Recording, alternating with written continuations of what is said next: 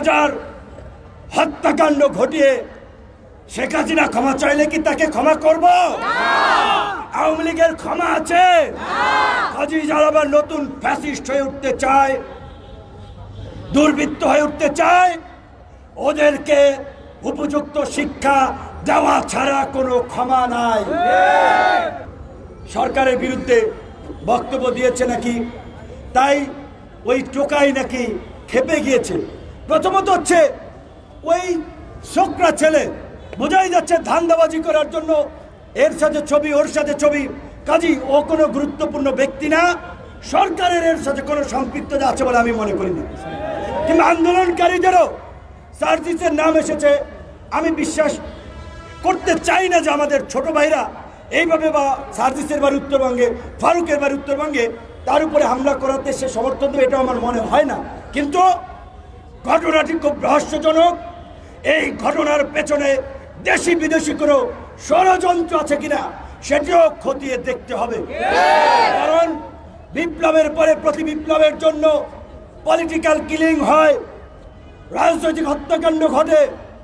এই বিপ্লব এবং আন্দোলনে আমাদের কি রোল, আমরা কি করেছি, সেটা আমাদের নিজেদের বলতে হবে না, দেশের মানুষ জানে। তাই আমাদের ডিএমপি কমিশনারের সাথে গতকালকে কথা হয়েছে, উপদেষ্টা সহ সকলকে বলবো আগামী 24 ঘন্টার মধ্যে আমরা অ্যাকশন দেখতে চাই, অন্যথায় আপনাদের উপরে কিন্তু আমরা আস্থা রাখবো না।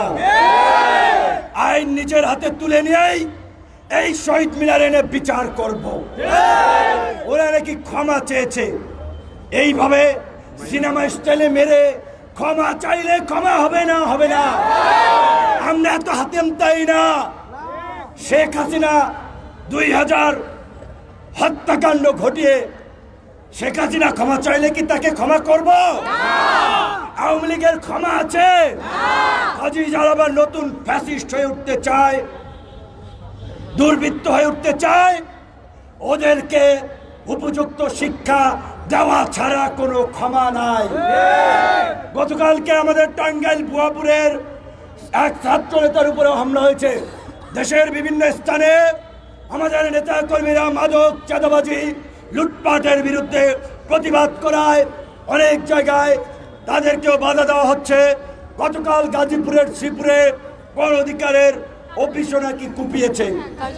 পরিষ্কারভাবে বলতে চাই বন্ধুগণ, অ্যাকশনের বিপরীতে পাল্টা অ্যাকশন ছাড়া রাজনীতিতে টিকে থাকা যাবে না।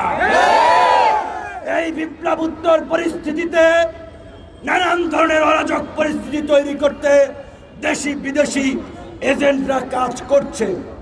ছাত্র তরুণ আন্দোলনকারীদেরকে মুখোমুখি করিয়ে দিচ্ছে, কিন্তু তরুণদের নেতৃত্ব দানকারী সংগঠন হিসেবে, আন্দোলনের তরুণদের অগ্রজ হিসেবে আপনাদেরকে সুসংগঠিতভাবে প্রতিরোধ বাহিনী গড়ে তুলতে হবে।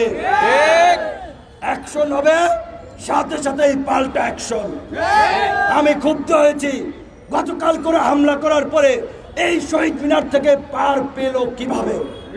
আপনাদের উচিত ছিল পিটাইয়া নিয়ে থানায় দেওয়া। যাই হোক, আপনারা করেন নাই, ম্যাচুরিটির পরিচয় দিয়েছেন, বক্তব্য খুব অ্যাগ্রেসিভ হয়ে যাচ্ছে, কিচ্ছু করার নাই। ভদ্রতাকে এইখানে অনেকে দুর্বলতা ভাবে, কাজেই বেশি ভদ্র হওয়ার দরকার নাই। যেখানে যতটুকু করার, যেখানে যতটুকু হাতা খাসানের দরকার, ওইটুকু খাসাইতে হবে। এখন কাজেই সরকার এবং আইন শৃঙ্খলা বাহিনী, প্রশাসনকে আমাদের পরিষ্কার বার্তা, আপনারা সিদ্ধান্ত নিতে হবে 24 ঘন্টার মধ্যে এই চিহ্নিত দুর্বৃত্তদেরকে গ্রেপ্তার করে আইনের আওতায় নিয়ে আসবেন। অথবা ওরা যদি ওই হসপিটালে আপনার ক্যান্টিনের বাণিজ্য করার জন্য ওইখানে থেকে নাটক করে মাটির নিচে পালায়, আমাদের নেতা কর্মীরা খুঁজে এনে এই শহীদ মিনারের উপযুক্ত বিচারের মুখোমুখি করে।